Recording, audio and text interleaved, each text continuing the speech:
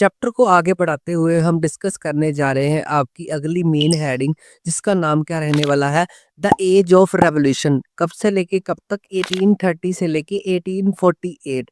Basically ये third वाली main heading है। हम इसमें डिस्कस क्या करने जा रहे हैं, ऐसी एज, ऐसा टाइम पीरियड जिसमें बहुत सारी रेवोल्यूशन आई, रेवोल्यूशन क्रांतियां आई, जो क्रांतिकारी लेके आए।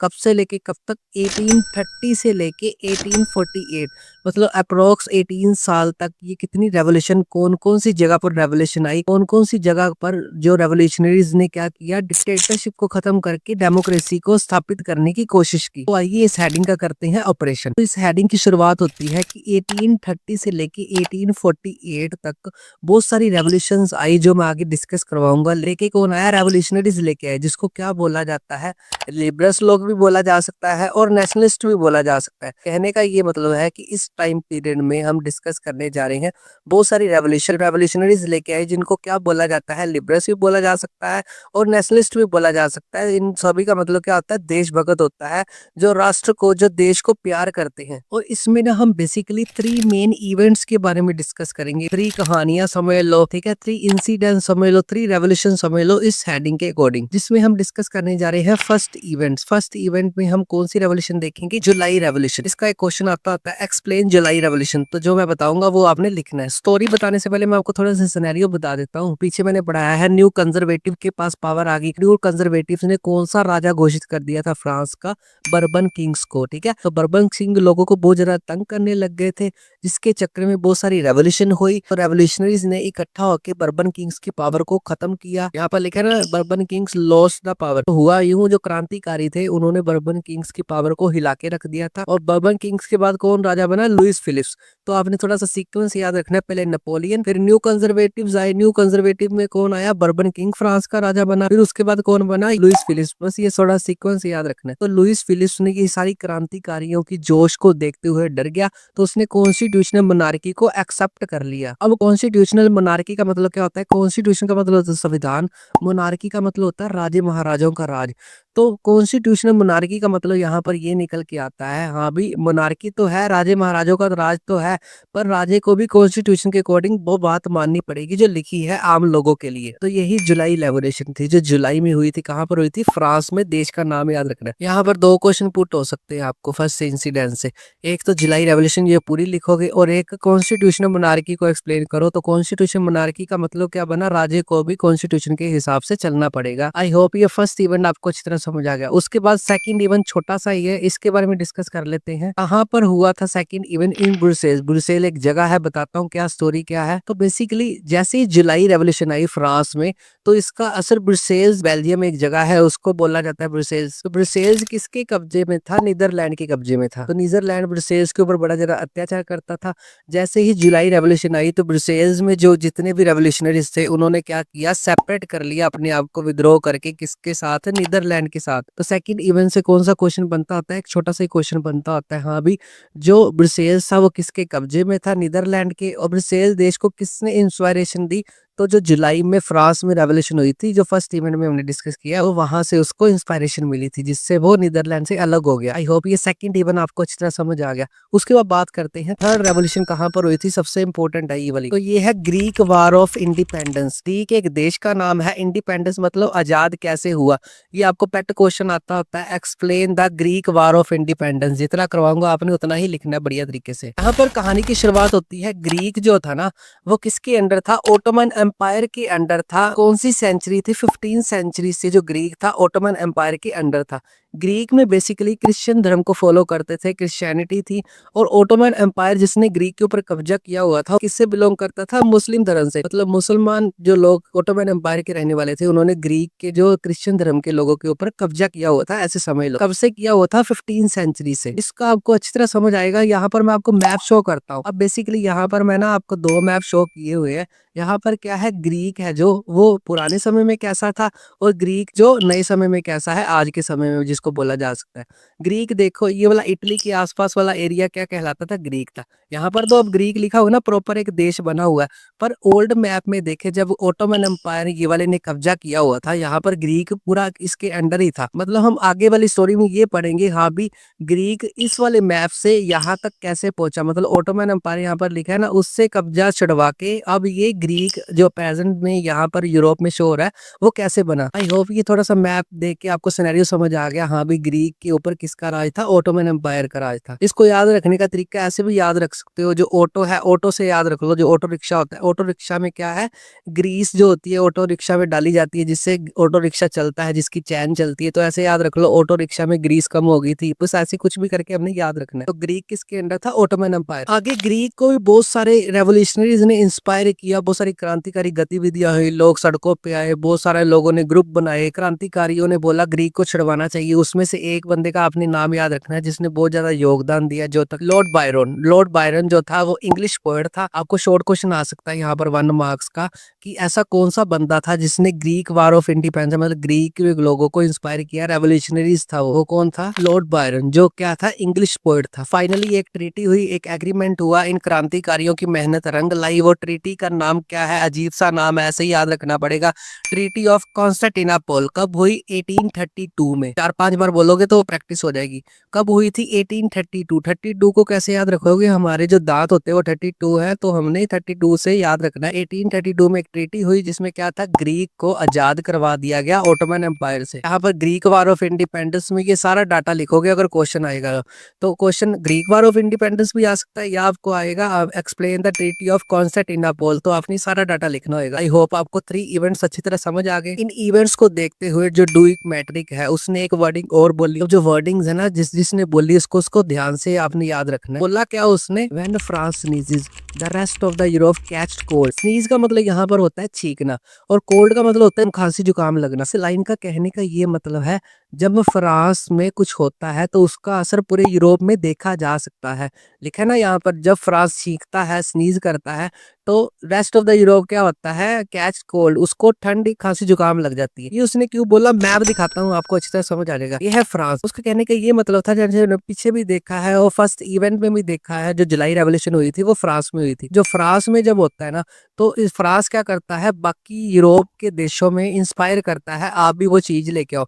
मतलब फ्रांस में कोई छींकता है तो सारा यूरोप क्या होता है, उसको खांसी जुकाम लगता ही लगता है। मतलब फ्रांस क्लास के वो बच्चे की जैसे है, इसको प्यास लगती है, जिसको देखते हुए सारी क्लास को भी प्यास लग जाती है। तो सारी क्लास है यूरोप, और वो बच्चा जिसको प्यास लगी है वो है फ्रांस। आई होप ये मैप वाला देख के आपको ये वर्डिंग अच्छी तरह समझ आ गई। एग्जाम में डायरेक्ट 1 नंबर का ये वर्डिंग का क्वेश्चन आता होता है, हाँ भी ये वर्डिंग किसने बोली, तो इसको बड़ा ध्यान से लिखना है। वैसे भी मैंने सारा डाटा अपने नोट्स में दिया हुआ, आपको कोई भी टेंशन लेने की जरूरत नहीं पड़ेगी। आई होप ये सारी की सारी हेडिंग आपको अच्छी तरह समझ आ गई। इस हेडिंग के भाई 3 सब पॉइंट है, 3.1, 3.2 और 3.3। 3.1 कौन सी है, romantic imagination and national feeling. 3.2 कौन सी है, hunger, hardship and popular revolt. 3.3 last वाली कौन सी है, 1848 द रेवोल्यूशन ऑफ लिबरल्स। तो सबसे पहले हम डिस्कस करते हैं 3.1, जिसका नाम क्या है, romantic imagination and national feeling. Romantic imagination and national feeling जो 3.1 हेडिंग है, ये भाई क्या लिख दिया उन्होंने, रोमांटिक इमेजिनेशन, और यहाँ पर लिख दिया नेशनल फीलिंग्स। हाँ भी रोमांटिक इमेजिनेशन से देशभक्ति, राष्ट्रीय फीलिंग्स का क्या लेना देना है, ये लाइन पर ये हेडिंग कहना क्या चाहती है। बेसिकली ये वाले सारे राज हम हेडिंग का ऑपरेशन करके करते हैं। हेडिंग करवाने से पहले मैं आपको थोड़ा सा क्लियर कर देता हूँ, जो आप रोमांटिक इमेजिनेशन, रोमांस के बारे में सोच रहे हो, वो उस रोमांस के बारे में बात नहीं कर रहा। ये कुछ अलग टाइप के रोमांटिक इमेजिनेशन की बात कर रहा है। कि बेसिकली मैं ना ये हेडिंग करवाने से पहले आपसे एक क्वेश्चन पूछता हूँ, क्या नेशनल फीलिंग्स को, देशभक्ति को सिर्फ अग्रेसिव तरीके से लड़ाई झगड़ा के, फॉर एग्जाम्पल मैं बोलूँ हाँ भी हमने अपने देश को बचाना है, आप सभी तैयार हो जाओ, हम सभी लोगों ने मिलकर लड़ना है, लड़ना वर्ड यूज कर रहा हूँ ना मैं यहाँ पर, तो बेसिकली क्या लड़ाई झगड़ के अग्रेसिव तरीके से ही देशभक्ति की फीलिंग्स को पैदा किया जा सकता है?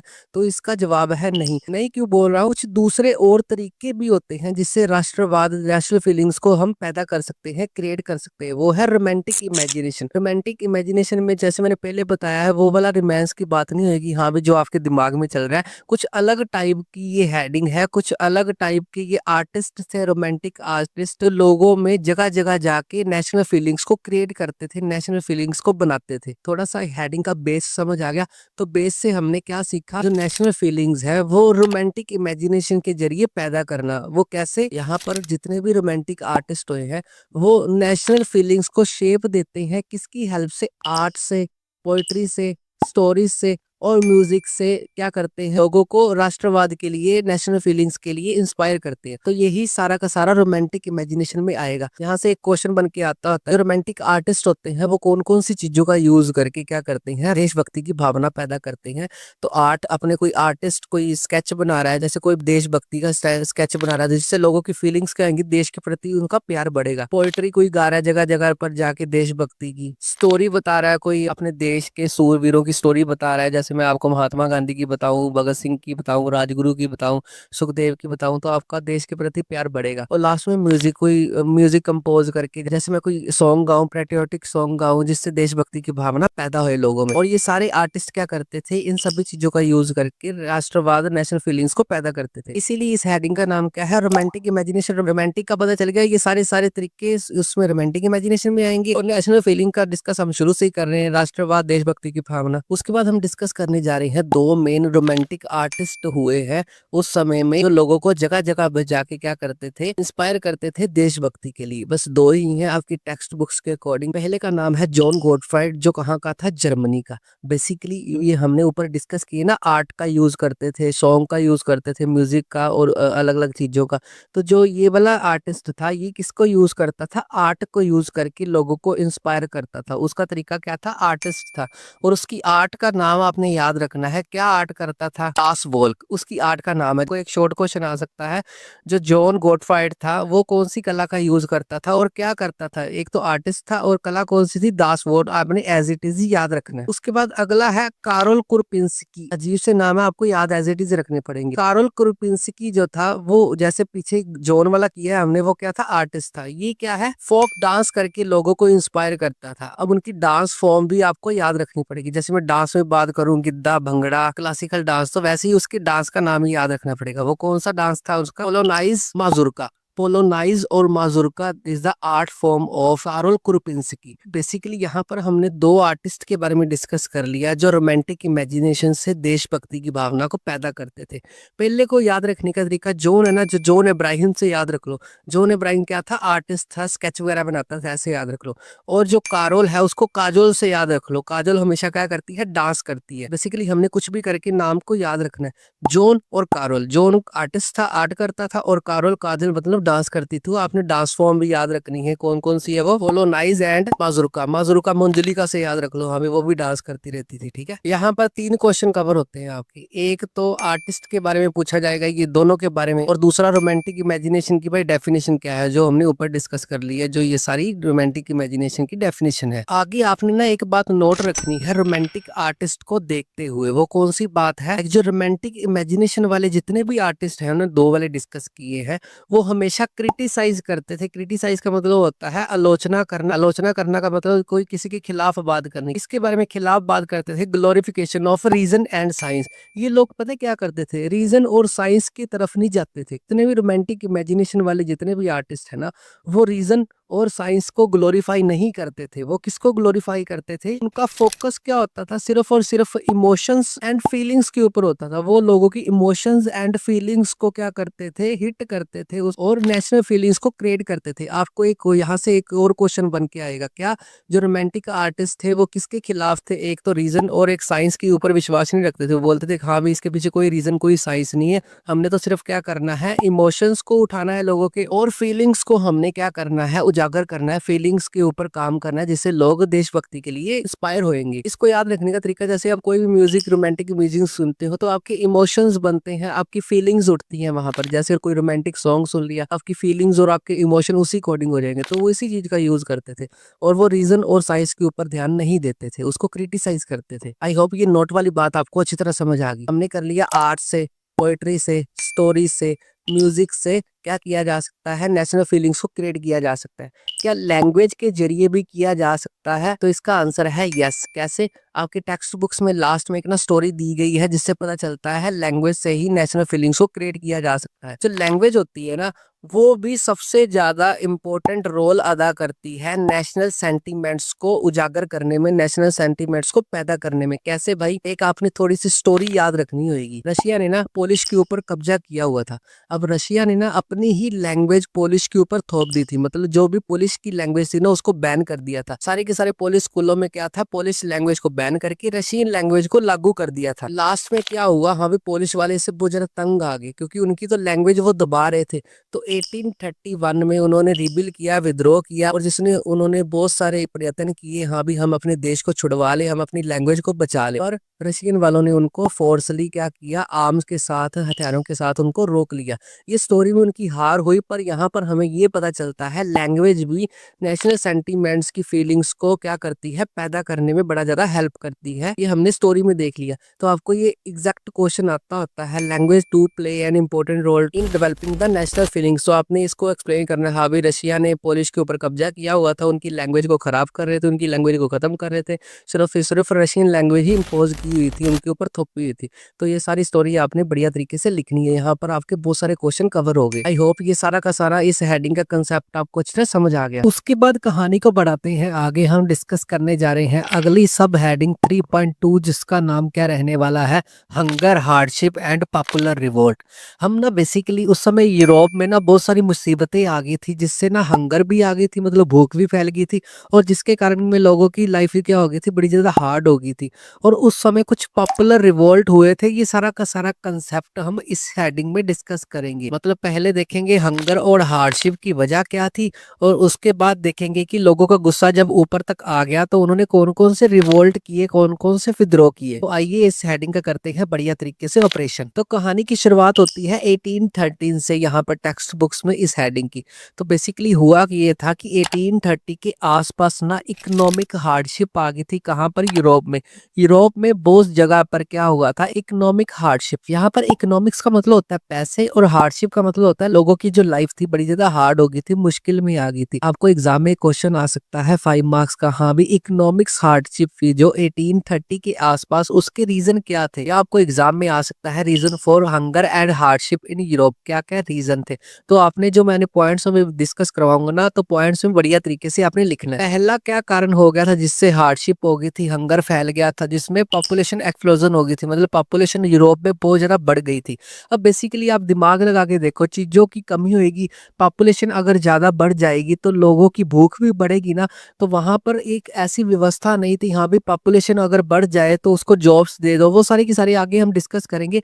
मतलब यहाँ पर क्या है, पॉपुलेशन यूरोप में बहुत ज्यादा बढ़ रही है, और बढ़ी हुई पॉपुलेशन का किसी भी राज्य के पास कोई सोल्यूशन नहीं है, हाँ भी इनको कोई काम पे लगाए, इसलिए यहाँ पर रिवोल्ट होने शुरू हो गए थे। पहला पॉइंट समझ आ गया, हाँ भी बहुत ज्यादा पॉपुलेशन बढ़ गई थी, तो एक तो ये कारण था, हाँ भी हंगर और हार्डशिप का। दूसरा इसका पॉइंट है मास माइग्रेशन। मास का यूज तब किया जाता है हम जो बहुत ज्यादा लार्ज मात्रा में कोई बात करते हो। तो माइग्रेशन का मतलब होता है जब लोग एक जगह को छोड़ के दूसरी जगह जाते हैं। तो यहाँ पर यूरोप के कई शहरों में क्या हुआ, गाँव से लोग जॉब्स ढूंढने यहाँ पर आए।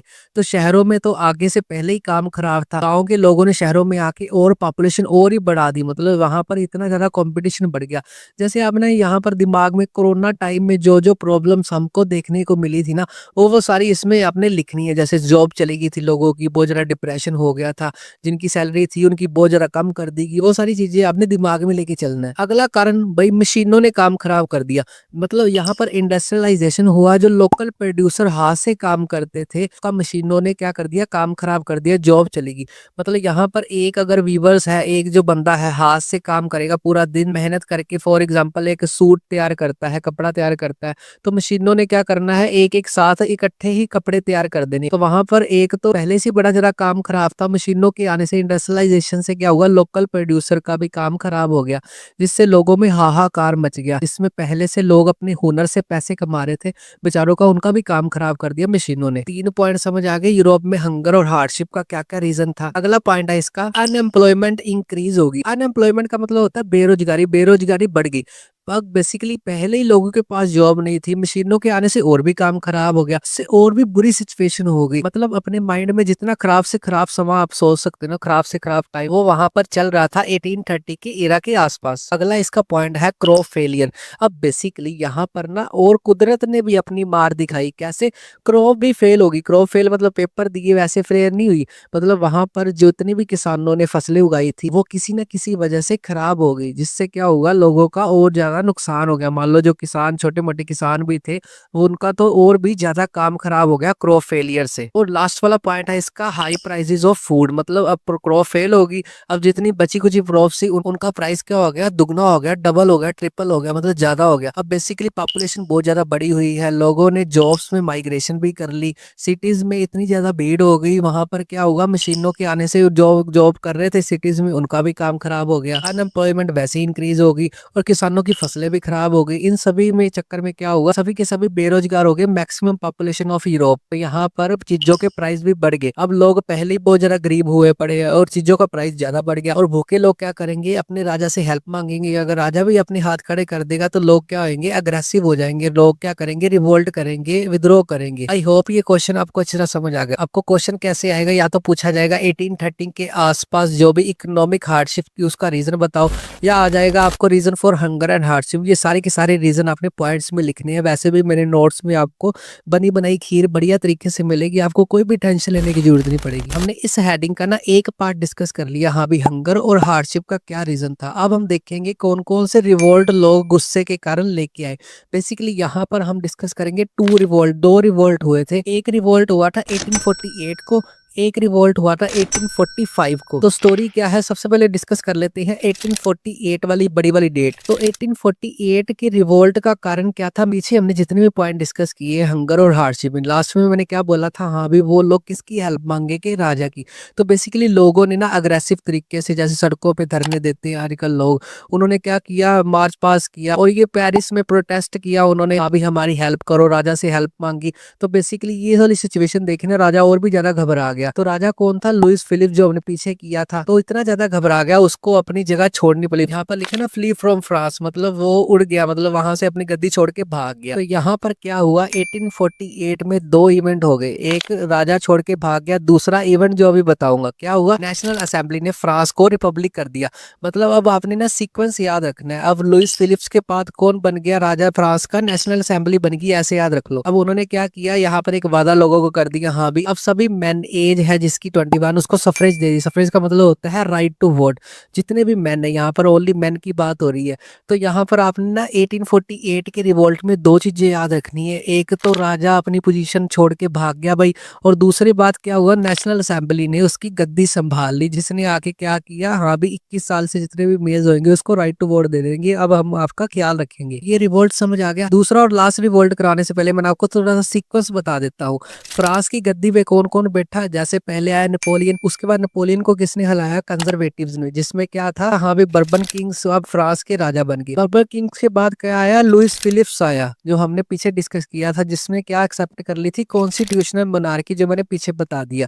अब क्या हुआ, ये 1848 की रेवोल्यूशन के बाद लुइस फिलिप्स भी भाग गया, अब किसके पास पावर आ गई, फ्रांस की नेशनल असेंबली के पास। तो ये आपने थोड़ा सा सीक्वेंस याद रखना है। आई होप ये 1848 की आपको रेवोल्यूशन आपको अच्छी तरह समझ आ गई। एग्जाम में क्वेश्चन आएगा, या तो 1848 की रेवोल्यूशन आएगी, दूसरा क्वेश्चन यहाँ पर ये बनता है नेशनल असेंबली के ऊपर। नेशनल असेंबली ने जब फ्रांस को रिपब्लिक किया, कब रिपब्लिक किया, जब ये रेवोल्यूशन आई 1848 की, तब ऑल मैन को क्या दिए गए, जो भी 21 साल से ऊपर है उसको राइट टू वोट अधिकार दे दिया गया। उसके बाद डिस्कस करते हैं रिवोल्ट 1845। 1845 की रिवोल्ट आसान सी है, बेसिकली एक जगह है सलीशिया, सलीशिया एक जगह है, कहाँ पर है, वो पोलैंड में है। तो सलीशिया के वर्कर्स ने क्या किया, अपने कॉन्ट्रैक्टर्स के साथ रिवोल्ट कर दिया।